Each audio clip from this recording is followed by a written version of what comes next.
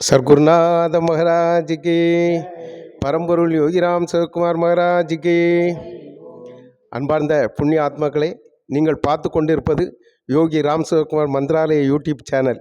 இந்த சேனலில் நீங்கள் எல்லாரும் சப்ஸ்கிரைப் செய்து காணிமடத்தில் நடக்கக்கூடிய 5 கால பூஜைகளையும் நீங்கள் இந்த சேனலில் பார்க்கலாம். அது மட்டுமல்லாது நாமரிஷி தபசி பொன்காமராஜ் சுவாமிஜி உலகம் ஃபுல்லாக நம்ம இந்தியா, தமிழ்நாடு, அதே போல் வெளிநாடு எல்லா இடங்கள்லையும் போய் நாம ஜபம், நாம சங்கீர்த்தனம், வீடு வீடாக சொன்னது, அதே போல் யோகியின் அற்புதங்கள் எல்லாத்தையும் நீங்கள் இந்த சேனலில் பார்க்கலாம்.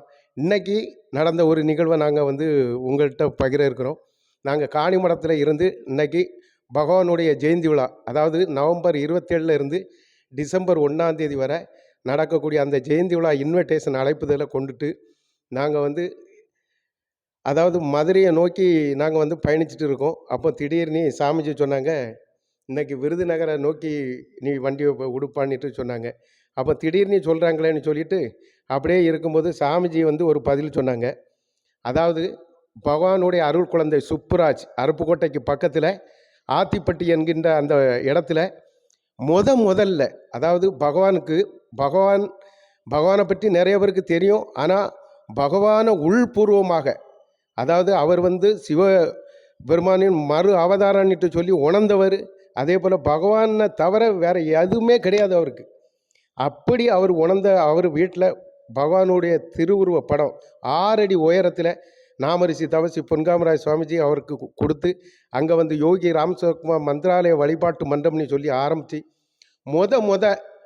அதாவது பப்ளிக் பஜனை சாமிஜி தெரு தெருவா வீடு வீடாக பண்ணுவான்னு சொன்னோம்ல. அதே போல் அவங்க பஜன்ஸ் ஒவ்வொரு இடத்துலையும் கோவையில் பெரிய பெரிய மண்டபத்தில் எல்லாம் பண்ணாங்க. அதே போல் இப்போவும் அடுத்த மாதம் 6 சுகுணா கல்யாண மண்டபம் அவினாசி ரோட்லேயும் பண்ண இருக்கிறோம். இதே போல் அவங்க ஆரம்பத்தில் ஆத்திப்பட்டியில் தான் பெரிய பஜனை வச்சாங்க. அதை இந்த இடத்துல நாங்கள் சொல்லி ஆகணும். அப்படி அந்த இடத்துல அவங்க சொல்லும்போது அவங்க மகான்னா பக்கத்தில் இருக்காங்க மாரீஸ்வரி அம்மா, அவங்களுடைய கணவர் என்ன இருக்காங்க சீனிவாசன் ஐயா. அவங்கெல்லாம் அதி தீவிரமான யோகியுடைய டிவோட்டி. எல்லாமே யோகி செயல் அப்படியே தான் நினச்சிட்டு இருப்பாங்க. இன்றைக்கி வர அவங்க நினச்சிட்டு இருக்காங்க சாமிஜி நம்ம யூடியூப் சேனலை ஒவ்வொரு இடத்துலையும் ஃபாலோ பண்ணிக்கிட்டே இருக்காங்க.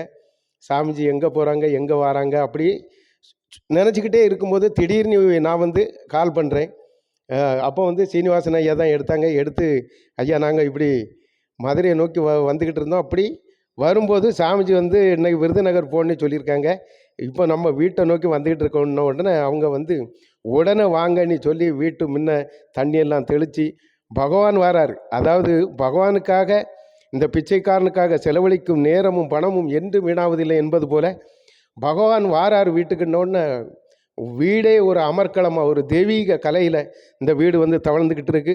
அது மட்டும் இல்லை, அவங்க அப்பா ஆரம்ப காலத்தில் இருந்து அந்த இடத்துல அந்த சுற்று வட்டாரத்திலே ஒவ்வொரு வீடு வீடாக சாமியை கூட்டிகிட்டு போகும்போது நாமெல்லாம் சின்ன பையன், அதே போல் மாரீஸ்வரி அக்காலாம் அவங்கெல்லாம் பாத யாத்திரையில எல்லாம் ஆடி பாடி பகவானை அவ்வளவு அனுபவித்து கொண்டாடினாங்க.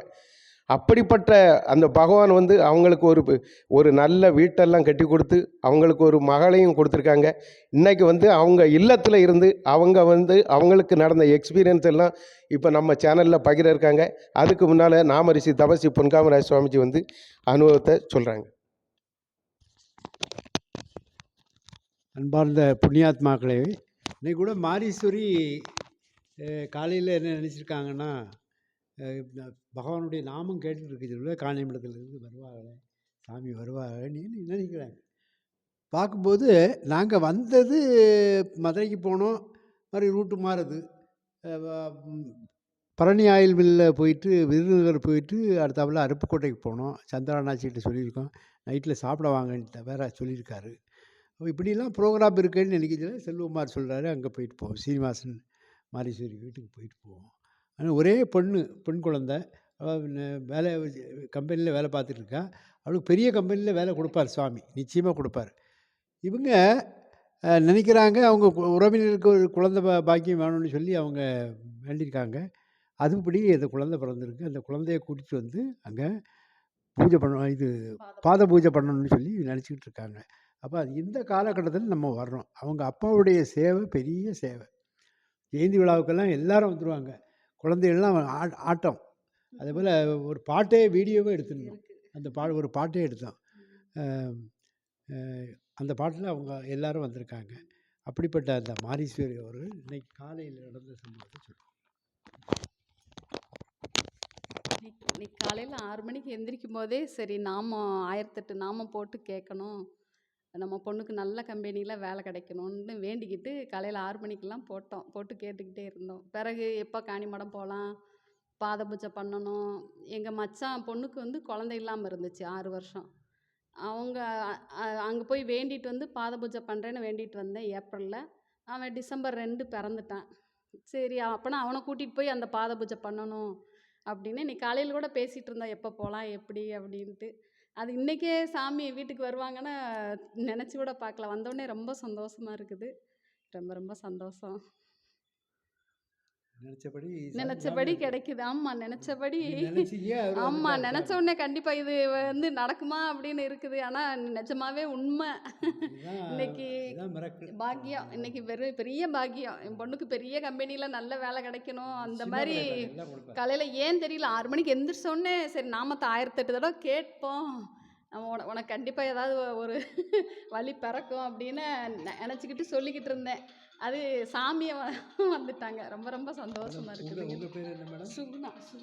சுகுணா அவர்கள் நல்ல படிப்பு படித்தவங்க. அவங்களுக்கும் அந்த பாக்கியம் இன்னைக்கு சுவாமி கொடுத்துருக்காரு. எனவே இதில் சத்சங்கத்தில் கலந்து கொண்டவர்கள் யாவரும் பல்லாண்டு பல கோடி நூறாண்டு வாழ்ந்து எல்லா நலமும் பெற்று சிறக்க நம் பெருமானுடைய திருவடியை வேண்டுகின்றோம்.